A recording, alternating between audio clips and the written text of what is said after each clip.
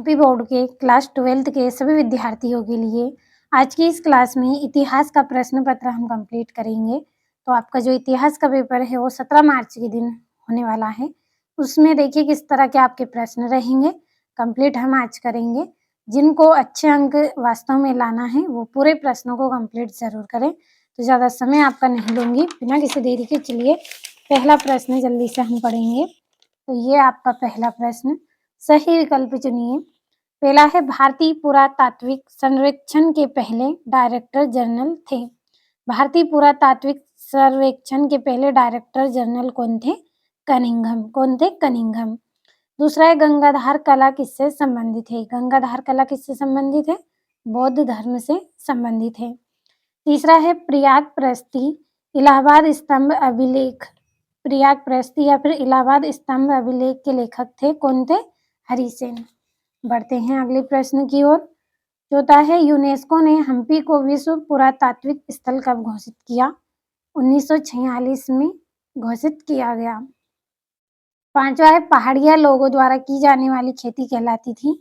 झूम खेती कहलाती थी। छठा है बिहार में विद्रोहियों का नेता था? बिहार में विद्रोहियों का नेता कुंवर सिंह था।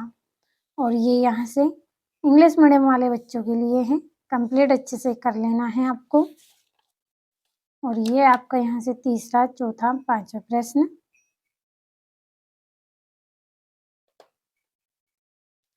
दूसरा प्रश्न, रिक्त स्थानों की पूर्ति कीजिए। पहला है हड़प्पा सभ्यता के समय डेडेस शहर बंदरगाह था। तो हड़प्पा सभ्यता के समय लोथल शहर बंदरगाह था। दूसरा है घर का मुखिया डेडेस का होता था। घर का मुखिया गृहपति होता था। तीसरा है अजंता की गुफाएं डेडेस में स्थित है। अजंता की गुफाएं महारुंद में स्थित हैं। चौथा है सुल्तान जहां बेगम डेडेस की शासिका थी। तो ये भोपाल की शासिका थी। पांचवा है कृष्ण देव राय डेडेस नामक उपनगर की स्थापना की। नगलपुरम नामक उपनगर की स्थापना की। छठा है खान अब्दुल गफ्फार खान को डेडेस गांधी कहा जाता है। तो सीमांत गांधी इनको कहा जाता है। अब चलिए अगले प्रश्न को हम समझ लेते हैं। और ये यहाँ से तीसरा जो प्रश्न है, सही जोड़ी मिलाइए। पहली है अलेक्जेंडर कनिंघम, इसकी जोड़ी रहेगी भारतीय पुरातत्व के जनक। दूसरी है अष्टाध्यायी, अष्टाध्यायी की जोड़ी रहेगी पाणिनि।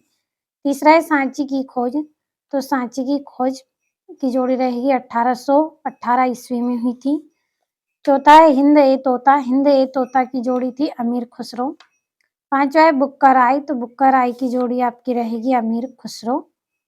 पांचवी जोड़ी आएगी आपकी संगम वंश। छठा है कानपुर, तो कानपुर की जोड़ी रहेगी नाना साहेब। और प्रारूप समिति के अध्यक्ष डॉक्टर BR अम्बेडकर। तो ये हो गई जोड़ियां। और ये यहाँ से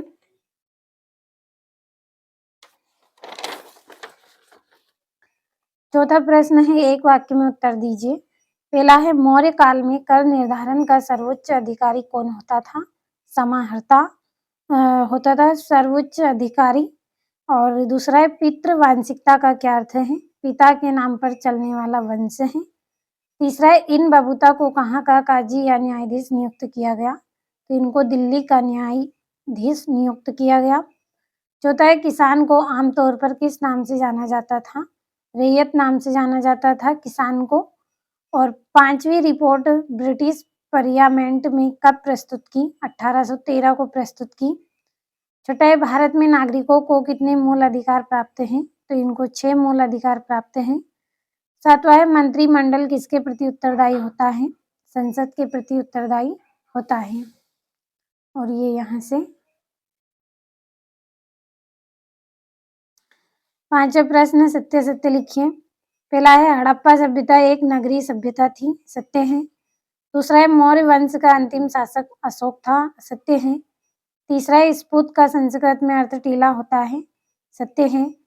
चौथा है विजयनगर पर शासन करने वाला प्रथम वंश सालव वंश था, सत्य है।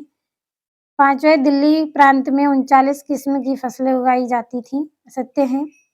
छठा गांधी जी ने तृतीय गोलमेज सम्मेलन में भाग लिया, सत्य है। तो ये हो गए हैं आपके सत्य असत्य। अब बढ़ते हैं हमारे अगले प्रश्न की ओर। यहाँ से इंग्लिश मीडियम वाले बच्चों के लिए है। और छठा प्रश्न है, भारतीय संविधान में अनुच्छेद 356 का अर्थ क्या है? सातवां, वयस्क मताधिकार पर आधारित लोकतंत्र को स्पष्ट कीजिए। और आपका आठवां प्रश्न है, हड़प्पा सभ्यता के किन्हीं दो महत्वपूर्ण नगरों का संक्षिप्त परिचय दीजिए। और ये यहाँ से इसका अथवा है। नौवां है, अल बिरूनी के विषय में आप क्या जानते हैं? संक्षेप में लिखिए। 10वां है, कश्मीरी शैव धर्म के बारे में आप क्या जानते हैं? 11वां है, विजयनगर की भौगोलिक स्थिति की विशेषताओं का वर्णन कीजिए। 12वां है, आईन अकबरी की रचना के दो मुख्य उद्देश्यों का उल्लेख कीजिए।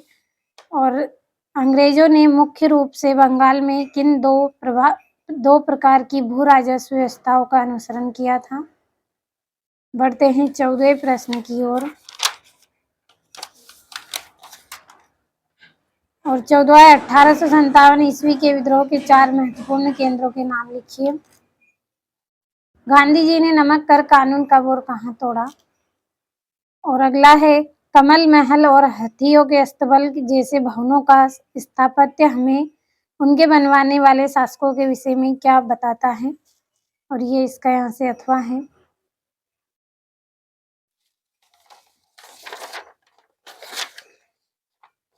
सत्रहवां है, विद्रोहियों के बीच एकता स्थापित करने के लिए क्या तरीके अपनाए गए? 18वां, स्मृति ग्रंथों में वर्णित विभिन्न प्रकार के विवाहों का वर्णन कीजिए। और 19वां है, भारतीय संस्कृति को बौद्ध धर्म की क्या देन है? स्पष्ट करना है आपको। और 20वां है, मौर्य प्रशासन के प्रमुख अभिलक्षणों की चर्चा कीजिए। अशोक के अभिलेखों में इनमें से कौन कौन से तत्वों के प्रमाण मिलते हैं? और ये यहाँ से 21वां, सूफी मत क्या था? इसके चिश्ती संप्रदाय का वर्णन कीजिए।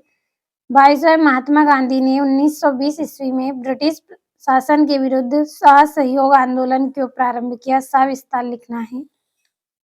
और 23वां, भारत के मानचित्र पर निम्नांकित को दर्शाइए। लोथल, वाराणसी, अमरावती, दिल्ली। और ये यहाँ से। तो आज की इस क्लास में आपको 23 प्रश्न बताए हैं। वास्तव में अगर आपको अच्छे अंक लाना है तो पूरे प्रश्नों को कंप्लीट कर लीजिए।